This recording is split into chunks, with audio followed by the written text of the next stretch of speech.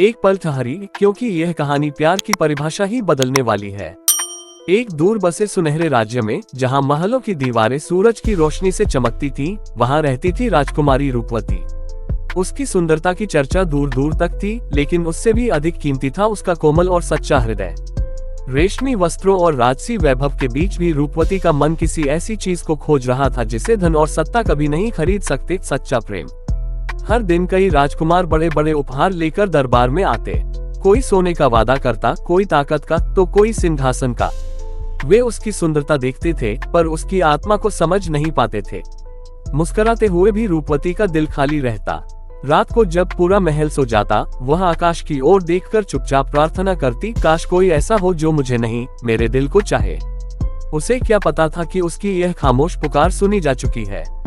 महल से दूर रहस्यमयी जंगल में एक जादुई सफेद खरगोश रहता था, सच्चे प्रेम के हृदय का रक्षक। वही हृदय जो झूठ और लालच को पहचान सकता था। और जैसे ही रूपवती की भावना हवा में घुली, जंगल की जादुई शक्तियां जाग उठीं। एक ऐसी परीक्षा की तैयारी शुरू हो चुकी थी, जो सच्चे प्रेम और झूठे दिखावे के बीच अंतर साबित करने वाली थी।